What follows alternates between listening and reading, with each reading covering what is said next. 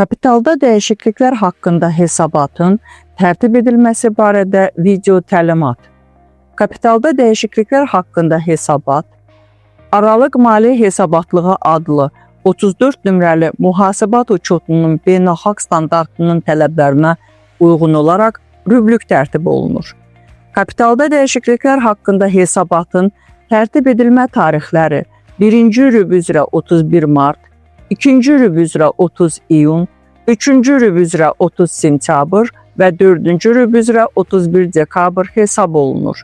Həmin hesabatların müvafiq olaraq aprel ayının 20-sinədək, iyul ayının 20-sinədək, oktyabr ayının 20-sinədək və növbəti ilin yanvar ayının 20-sinədək aidiyyəti üzrə təqdim edilməsi tələb olunur.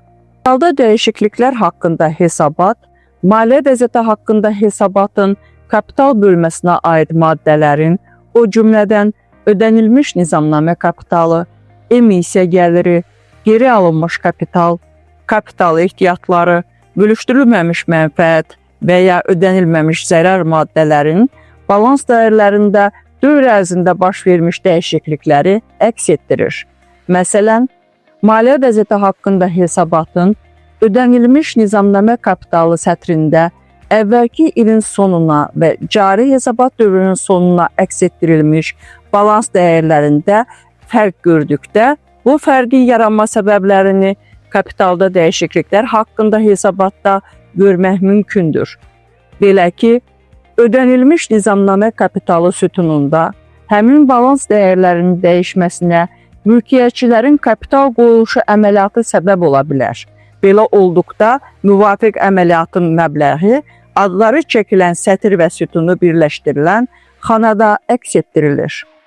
Digər misal, maliyyə vəziyyəti haqqında hesabatın bölüşdürülməmiş mənfəət, ödənilməmiş zərər sətrində əvvəlki ilin sonuna və cari hesabat dövrünün sonuna əks etdirilmiş balans dəyərlərində fərq gördükdə, bu fərqin də yaranma səbəblərini kapitalda dəyişikliklər haqqında hesabatda görmək mümkündür.